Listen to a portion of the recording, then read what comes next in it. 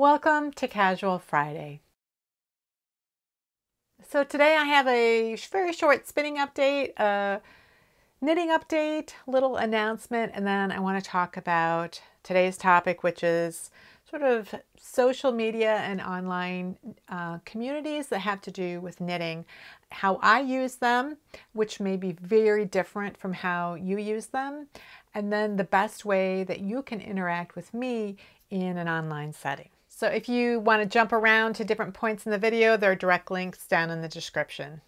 First of all, I want to thank everyone who left really kind notes in last week's Casual Friday video about my mom. She had her surgery this past Monday, and I am going to Michigan this weekend for a week and to visit her. And so next week there will be no Technique Tuesday video or Casual Friday video. I thought about trying to record some things ahead of time, and it's just too much, and I thought I'm going to take a week off, and then when I come back, I'll be back on schedule again. So I have a very short spinning update because my class is going great. I had my second class last Saturday, and I have done no spinning at all since then. We are really getting into some of the great technical things regarding spinning and how to really plan for the yarn that you want.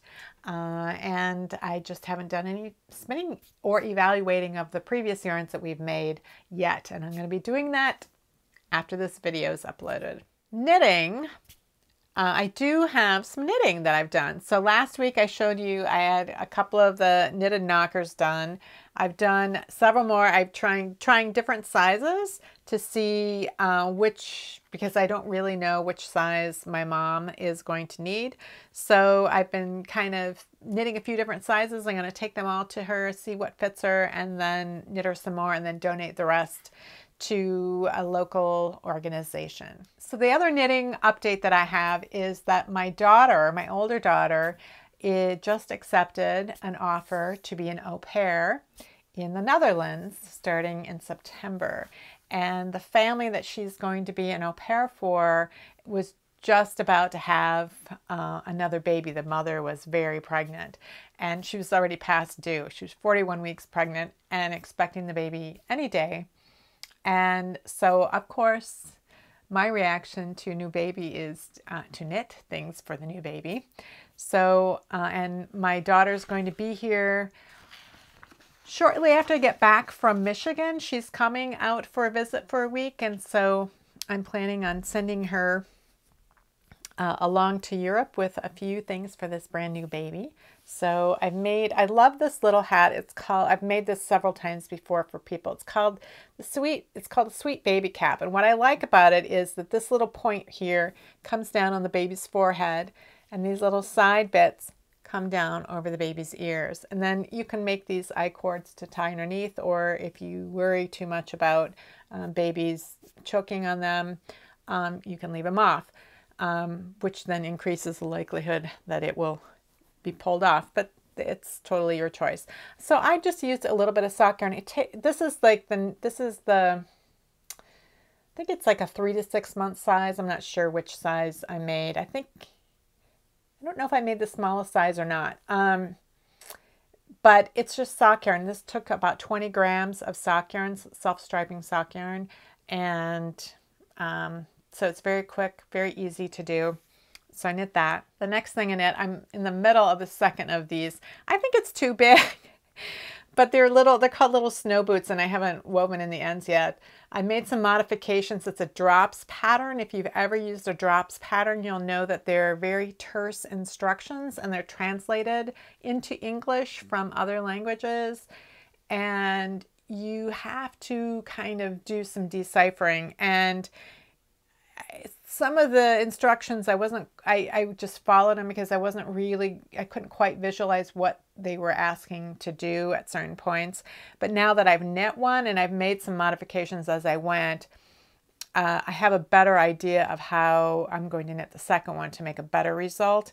And I also might make it a little smaller and see if I like it better. I just think that's too big. This is supposed to fit like a 6 to 9 month old baby, and I'm like, what baby has feet this big? This so big. I don't know. It's been a while since I had a baby. but it's very cute. So I'm making this, and then I've ordered some yarn to make a cute little sweater and cap that the yarn should be here tomorrow, and I'm taking it with me to Michigan. So I'm hoping to get at least the hat done, if not more of the project while I'm on vacation. So I've been thinking for the past couple of weeks about social networking platforms and Ravelry and YouTube and all of the resources that knitters use to get information and to interact with other knitters online. And I've been thinking about it quite a lot because I'm pretty sure I use it very similarly to some knitters, but quite differently than many knitters use it. And one of the reasons that I've been thinking about it is because I've been getting more and more direct messages from knitters who are wanting help on a knitting project. And I've been thinking about, well, why is this? Why am I getting direct messages for help on knitting projects? And I think there are a couple of reasons. I think first of all, at the end of my videos, my technique videos, I typically say, this is probably going to be the exact same thing I say because I say it every week. If you have any comments or questions about today's video or suggestions for videos you'd like to see in the future, you can leave those down in the comments below or join the discussion in my Ravelry group, Rocks. So I say that at the end of every one of my techniques videos, and then in the description of the video at the very bottom, I have links to Facebook and Twitter public profiles, and then to my Ravelry group, Rocks. And so I don't use Facebook and Twitter as a way of doing much of anything knitting related that the public can see, other than to announce that I have published a new video. With the idea that, well, if someone's following me on Facebook or Twitter in that way, they can, and they find the video useful, they could share it or retweet it or whatever. But otherwise, I don't use Facebook and Twitter much at all, which I'll explain in a little bit. My primary ways of doing online knitting related things is through my YouTube channel and on Ravelry. So when I've been thinking about, well, why would people direct message me? This has happened in the past in different times in my sort of knitting life online where I would get direct messages. It used to be just on Ravelry because that's the only place that people really saw me. And so they would send me a private message on Ravelry and ask me for help on a knitting project. But now I'm getting more and more Facebook direct messages. And so what I want to say is really the best way. I am happy to help people with their knitting projects, but not through direct messaging. And the reason for that is because it's only helpful to one person, and it doesn't help the larger knitting community. So if you were to ask the question on Ravelry, whether it was in like the techniques forum or the patterns forum or in my Ravelry group, then other people would see the question, they'd see the answers to it, and other people could also chime in with possible solutions to the problem. So that's more of a community coming together and helping knitters out, and that's what I really love. What I have done in the past when I've gotten direct messages is typically I would say something like, well, I really prefer that you post these kinds of questions in the technique forum, and you can they have a way of doing what they call ear burning in Ravelry, so that I would get a notification that somebody had posted something in a message somewhere and would direct me to go look at it and I could see it. Or you could post the question in my Ravelry group, and then for sure I will see it because I'm there every day. I answer every question. Once in a great while I don't answer one because I've seen it on my phone and then I forget about it when I get on my computer. It's very rare, and if you've ever asked me a question in the Ravelry group and I haven't answered it, you can just nudge me and say, hey, did you miss this? Because there's no intent ever to ignore anybody's question in my group. So in the past, when I would get these messages, I would tell people this is really the best way to handle this, and I would explain why. But sometimes I would give in and I would go ahead and answer the question anyway. I'd say, really, in the future, do such and such a thing. But often, after I answered their question, they would have a follow-up question, again in private message. And then a month later, I might get another message. Oh, you answered my question before. You were so nice. Thank you. I have another question. And so this wasn't helping other people. And the problem with answering one-on-one like that is that nobody else is aware that this question has been answered, and they can't see it. They can't search for it on Ravelry. So then I potentially could be answering more and more questions that way. And it's just not the best way to ask me knitting questions. It's really much better to do it within the context of groups or forums on Ravelry. And I understand that many people don't use Ravelry forums. They have never used them before. They haven't had an interest in it. They just use it to look for patterns. Some people might use the project notebook, but a lot of them don't. I was in a knitting group years ago with probably 6 or 8 other knitters, and everybody was on Ravelry, but I was the only one who participated in the forums. So nobody else used the notebooks either. So I realized that the majority of Ravelers don't use the forums. But if you have a knitting question that you want answered, that is really the best way to get your answer. And so I'll talk a little bit later about how to do that. Sort of, it might seem a little scary, or you might be intimidated or overwhelmed and just not sure what to do. So I'll go through a little bit about how to do that. So I wanted to talk about why Ravelry is really the best place for me, even if it hasn't been the best place for you.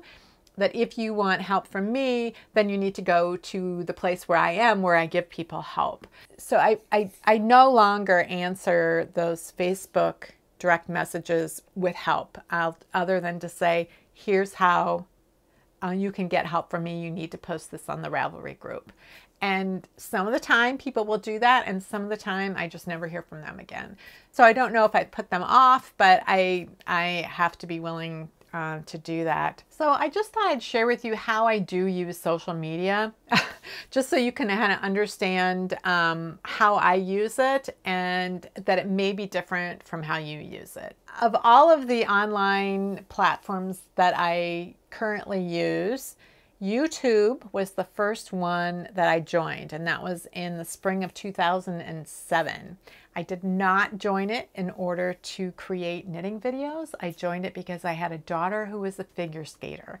So when she did her testing, or she was in competitions, and she was also in a synchronized skating group, I would videotape those, and then I would upload them to YouTube so her grandparents and aunts and uncles could see those videos. And then so the skating club could see the video of the the synchronized skating as well, because not all of them had a way to share with their family members either. So that's what I originally signed up for YouTube for.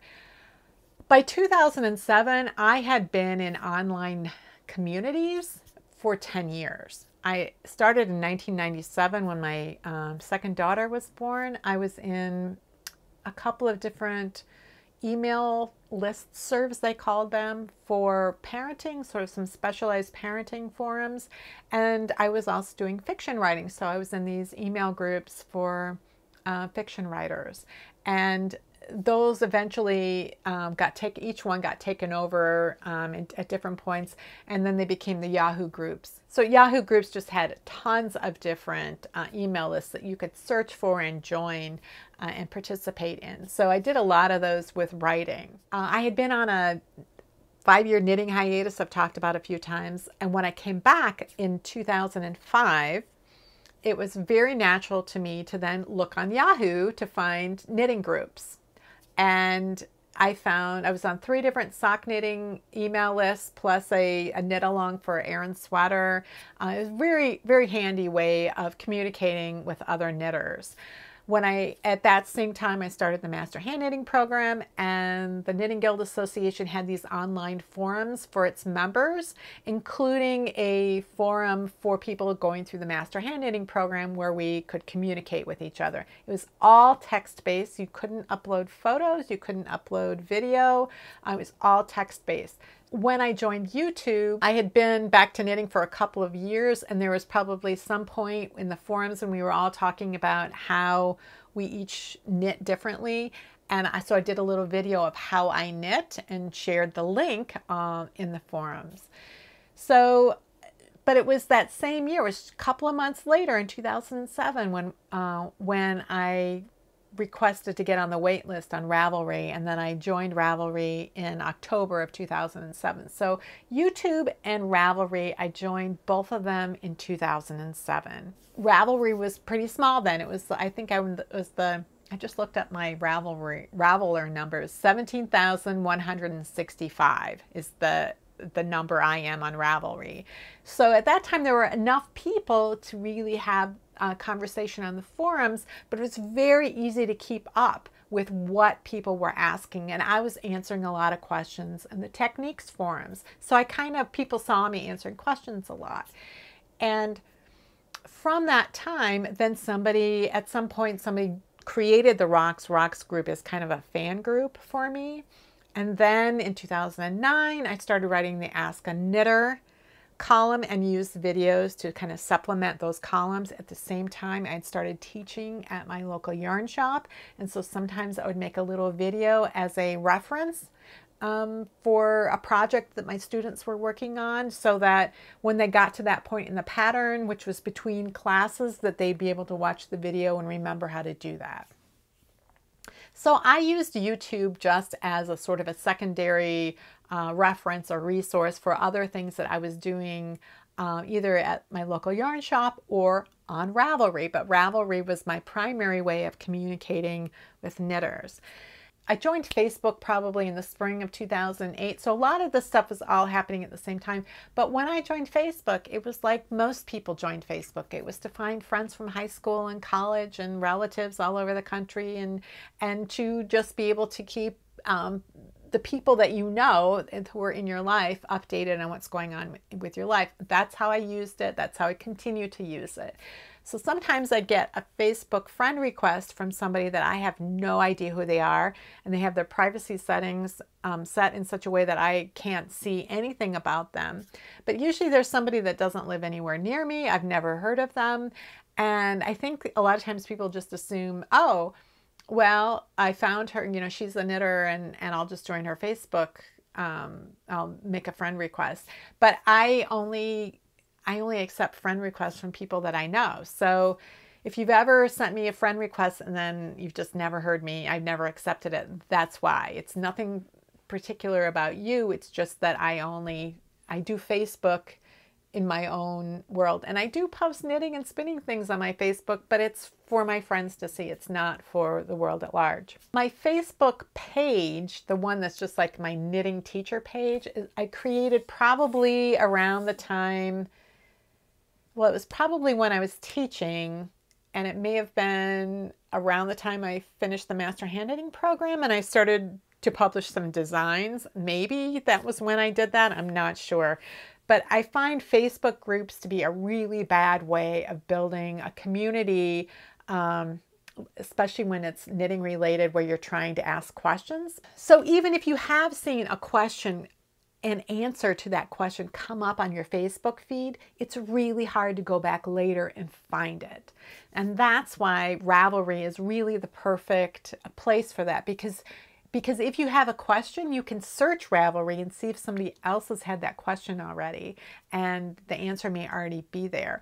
Or if you remember seeing a question and you remember kind of what it was about, you can search for it and find it again. You can do things like favoriting posts so that you can find them again later. It's just, the whole thing is just set up specifically for knitters and their questions and answers and their need for information.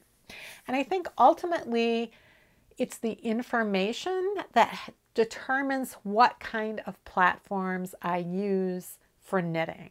I'm very information focused. Like I am an information seeker. I've talked about this before, but I'm also an information sharer. And I find that certain platforms just don't suit me for that purpose. So when I joined Twitter probably when it came out, and I remember thinking, what is the point of this? This is how I use Facebook, only I don't have a 140 character limit. And I could not create a tweet that was under the 140 characters. So I never used it. Over time, I got so that I would follow people on Twitter and mostly just lurk and follow. And sometimes I'll like or comment. But the only thing I really ever post on Twitter is that I've uploaded a new video. I just don't participate in that way. It is easier for me now that there's 280 characters, but it's just not, my friends aren't on there. So I wouldn't be interacting with my friends. It would be me announcing things to the world at large. And that's just not my style. A lot of knitters really love Pinterest and Instagram. And I really dislike both of them. And I've sat for a while to try to figure out why that is. And I think because they're completely image focused. What they are about is pretty pictures. And for me, pictures are a way to supplement information, and they aren't enough information on their own. For me, it doesn't mean that you don't love them and get a lot out of them. I don't get anything out of them, so I don't participate in them. So I think people send me Facebook direct messages because they see I do have a Facebook page, and perhaps they are members of various Facebook knitting groups even, or just are more used to communicating with Facebook, and so that's the only way they can think of it. And perhaps they're not used to Ravelry and either aren't on Ravelry or only use it to find patterns and aren't really familiar with how to do that. But I think part of the problem is that I have never communicated to people that if you have a question about something that isn't about this video that you are having a problem with, you are welcome to ask me that question on Ravelry in my Ravelry group. So no direct messages. It doesn't mean you can never direct message me on Ravelry. It means that if you have a knitting question about your pattern, direct messaging is not the way to do it.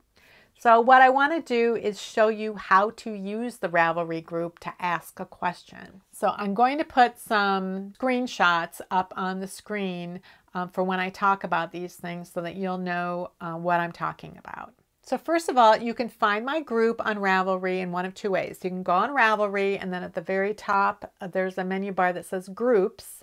You can click on that, and then you can look for a group. You can look for my group, Rocks, and then you'll find it. And you can go to that group, and then you have an option to join the group. There'll be a little button there, and you can say, join this group. And then it will be among the groups that you are a member of, and you should be able to find it more easily after that. Another option, if you've never been to my Ravelry group, is to go to the video description at the bottom of any of my videos, at the very bottom, and I'll have a link to the Rocks group, and you can just click on that. Now, assuming that you are already a member of Ravelry, it will take you right there. And again, you can join the group. You don't have to join the group. You could always search for the group each time. But if you join the group, then it will appear on your page of forums, all the Ravelry forums and groups that you're a member of. It will appear on there, and then you'll be able to see when new posts are posted to there. So in my Ravelry group, there are what are called tabs at the top of the screen. One's discussion, and that's where all the discussion threads are. One that says pages, and I have 4 pages in my pages tab. One of them is for my old Ask a Knitter columns. So you can go through there and you can see all of the old Ask a Knitter columns. You can go through there as you want, and there's links to them all. There's another page that has all the links to my interweave knitting articles, technical knitting articles that I've written, because after it's published in the magazine, they put it on their blog, and so I always link to the article. And then I have 2 pages, one's for my 2017 videos and one's for my 2018 videos. I don't have every video on my YouTube channel listed there, only the ones that I've posted since I started doing them weekly at the beginning of 2017. So if you're in the discussions tab, you can start a new topic. There's a little link there to start a topic, and then you fill out the form. You fill out what, the subject of your question. So you don't write out your entire question in there. You just indicate what the question is about. So saying something like help or need help is probably not the best subject, because it doesn't let anybody know what it is to begin with. And if they're wanting to go back and say, oh, I remember I saw somebody was asking about sock heels, and it just says help, they don't necessarily know that's what that thread was about. So if you have a question about a pattern you're working on and you're having trouble interpreting instructions, you could say having trouble interpreting instructions, or you could say having trouble with sleeve cap, or having trouble picking up doing buttonholes, or having trouble modifying a sock heel, whatever it is. You put something that's sort of generally what the topic is about. You don't have to fill out tags. That's an optional thing, and you don't have to do that. And then there's a little box where you can type in your question. Now, there are a lot of things that you can do in addition to just typing your question. You can include photos, you can do a lot of things, but that can be a little more advanced and a little more overwhelming. But the primary thing that you need to do when you ask a question about a pattern is to say exactly what the pattern name is and who the designer is. The best thing is to provide a link to the Ravelry page, pattern page, if you can. There are ways to do what they call magic linking, and it's something that you can learn, but if this is your first time asking a question in Ravelry, you don't have to worry about that. Just give us the exact name of the pattern and who the designer is, because someone else will be able to do that link for you in a response. Don't worry if it's a paid pattern. We just want to see the pattern page so that we can see a picture of what the project is supposed to look like. A lot of times it helps us to see what something looks like, so we can visualize what it is you're talking about. Then if you're having trouble with instructions, like a particular instruction, don't give us your interpretation of what that instruction is. Give us the actual verbatim instruction for that particular line. Often the line before that and the line after that can be helpful, but give us clearly the complete line of instruction, not just, I don't understand what this one abbreviation means in the context, and without giving us the context of everything else. So that will be helpful. And then people will be able to walk you through how to do any additional steps that you might need. Like if a photo would really help, we'll be able to walk you through how to upload a photo so that we can see the problem if it's something that we need to see. But it's really, people in Ravelry, and especially in my group, everybody's really willing and wanting to help you. So that is why it's such a good place to go. You'll know if someone responds to your question because you will get a notification on your Ravelry forum page. When somebody responds to you, you'll get a little notification above all of the other forums. There'll be a notification that you have an answer, and you can click on that link and it will take you right to where the answer to your question is. So you can really get kind of led through this whole process. And once you get introduced to it and you find out how helpful people are, I think you'll find that you may want to end up asking even more questions. And over time, you may find that you'll be able to answer questions as well. So when you ask the question in my group, I will see it, I will answer it, but other people who have different experiences than I may have will also be able to pipe in with their suggestions. Sometimes people may have actually knit that same project that you are working on where I haven't, and they might remember that little trouble spot and might be able to give you some more indication about what they did to solve that problem. And in addition, people who are reading your question and reading the answers will also be able to learn from them. I don't want anyone to feel bad if they have sent me a direct message in the past. And I'm not calling you out on this. Don't worry about that.